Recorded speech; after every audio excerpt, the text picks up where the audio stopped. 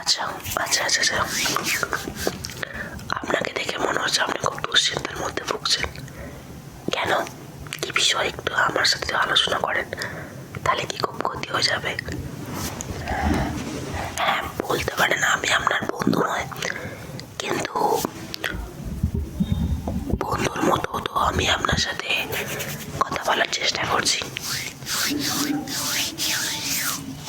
ঠিক আছে ঠিক আছে, আপনি নিশ্চিন্তে বলুন আপনার কি সমস্যা হচ্ছে। আচ্ছা,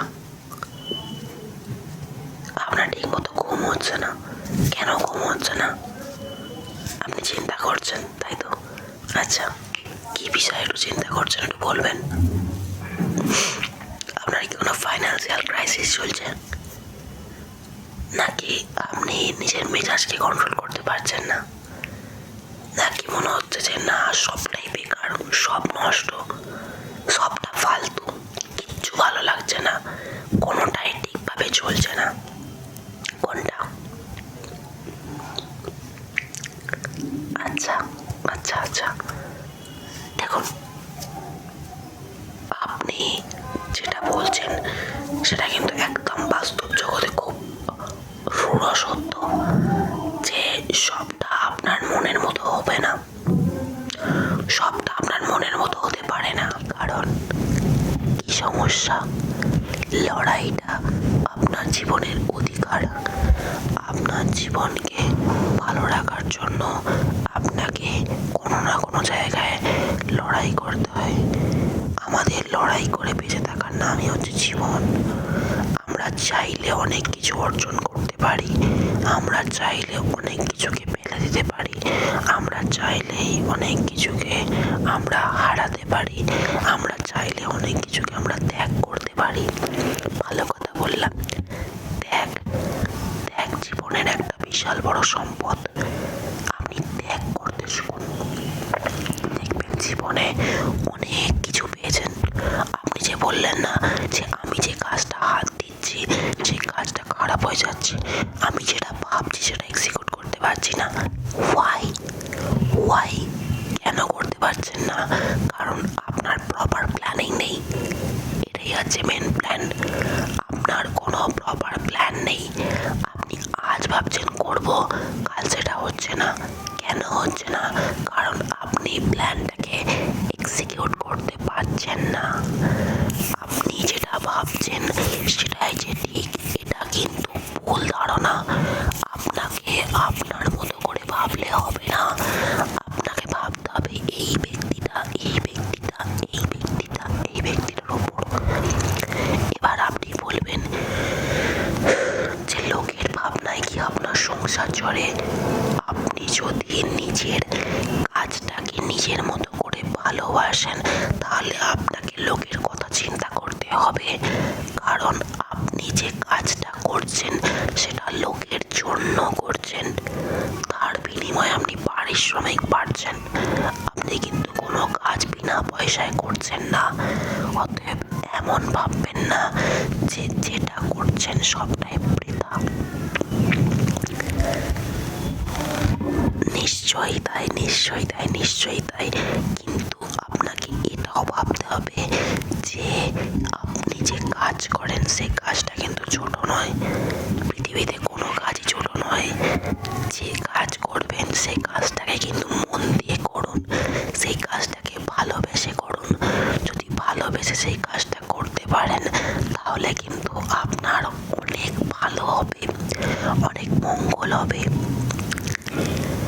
ডেফিনেটলি ডেফিনেটলি ডেফিনেটলি আপনি যে আমাকে এতগুলো কথা শেয়ার করলেন, সেই কথাগুলোর আমি আপনাকে ছোট ছোট কিছু উত্তর দিয়ে ভাগ করে বলছি। দেখুন, লাইফে হেরে যাওয়াটা সব কিছু নয়।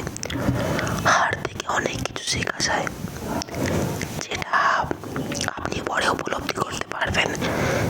যে কোনো যে কোনো জায়গায়, যে কোনো স্থানে, যে কোনো বিষয় বা আপনি যার বিরুদ্ধে হেরেছেন সেখান থেকে যে আপনি শিক্ষা গ্রহণ করেছেন, যে আমি এখান থেকে এটা পেয়েছি, এখান থেকে এটা শিখেছি। যদি আপনি হার থেকে শিক্ষা গ্রহণ না করেন জীবনে কোনোদিনও সফল হবেন না। আমার 2 নম্বর পয়েন্ট, আপনার হারটাকে খুব পজিটিভলি নিন, যে এটা পারলাম না বলে হেরেছি।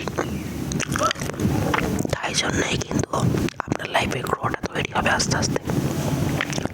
আমার 3 নম্বর পয়েন্ট, কাজ কিন্তু একদিনে হয় না, কাজ হতে কিন্তু সময় লাগে। একটা কাজ যত্নে, তার লালনে, তার পালনে, যেরকম একটা শিশু মায়ের কোল থেকে আস্তে আস্তে বড় হয়, সেরকমই কিন্তু একটা কাজও যত্নে, তাদের ওপর জল সার সমস্ত বিষয়কে ভালো করে তত্ত্বাবধান করলে কিন্তু তবে একটা কাজ তার পূর্ণ ফলন রূপ নেয়। সেরকমই আপনার ধৈর্যকে স্থির রাখতে হবে, আপনার ধৈর্যকে নিজের কন্ট্রোলে রাখতে হবে। এত ছোট ছোট বিষয় ধৈর্য হারালে হবে না। আপনাকে মনে রাখতে হবে যে ধৈর্য সব থেকে দামি বস্তু। যে যদি আপনি ধৈর্যকে নিজের কন্ট্রোলে রাখতে পারেন, আপনি যে কোনো কাজে সফলতা পাবেন। আমার 4 নম্বর পয়েন্ট, লোকের ভুল কম দেখা। লোকে কি করলো, লোকে কি ভুল করলো, লোকের ভুলে আপনার কিছু যায় আসে না। আপনি কি করছেন সেটাকে আপনাকে মাথার মধ্যে রাখতে হবে। আপনার কি করতে চাইছেন, কি বলতে চাইছেন, আপনি কি ভুল করছেন, সেটা আপনি আপনার দিকে তাকান। আপনার দিকে তাকিয়ে আপনি আয়নার সামনে দাঁড়িয়ে আপনি প্রশ্ন করুন যে এই যে কাজটা করলাম, এই কাজটাকে ঠিক করলাম না ভুল করলাম, এই কাজটা আদতে সঠিক নাকি বেঠিক, এই কাজটাকে আমার জন্য করা ঠিক আছে না ভুল আছে। দেখবেন আপনি কিন্তু একটা উত্তর পাবেন। আপনার বিবেক, আপনার মনুষ্যত্ব, আপনার জ্ঞান আপনার কিন্তু সেই উত্তরটাই দেবে যে না তুমি ঠিক তুমি ভুল। এগুলো জাজমেন্ট করার অন্য কারোর কাজ নয়, নিজের কাছে যদি আপনি পরিষ্কার থাকেন যে হ্যাঁ আমি এই কাজটা করতে পারবো, তাহলে আমি এই কাজটা ডেফিনেটলি করতে পারেন। আপনাকে কারোর সাহায্য লাগবে না, কারণ আপনি one of the best person যে নিজের ডিসিশনটাকে নিজে হ্যান্ডেল করতে পারেন।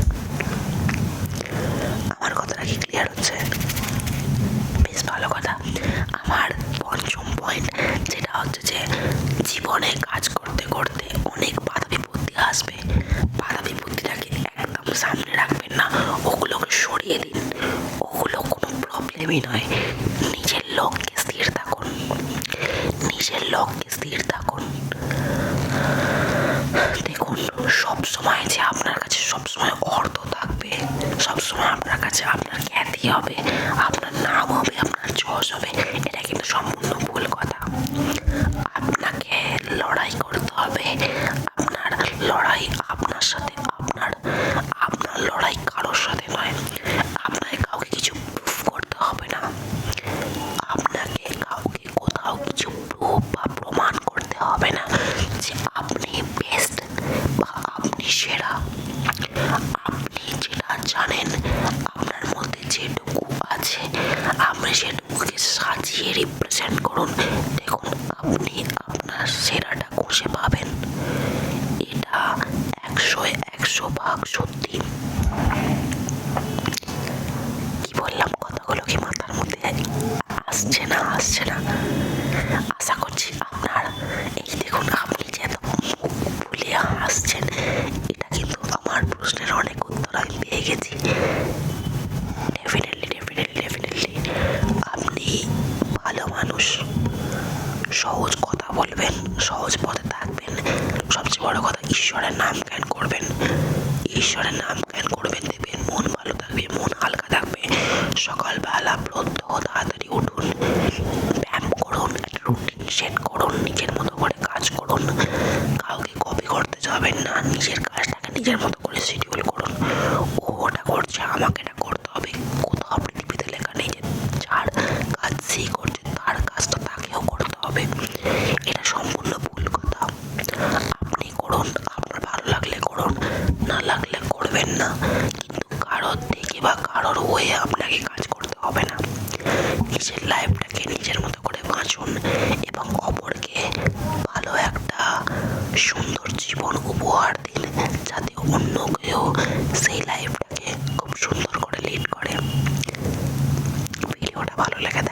অবশ্যই লাইক করবেন, শেয়ার করবেন, কমেন্ট করবেন যদি কোনো ভুল হয়ে থাকে, এবং চ্যানেলটিকে সাবস্ক্রাইব করবেন।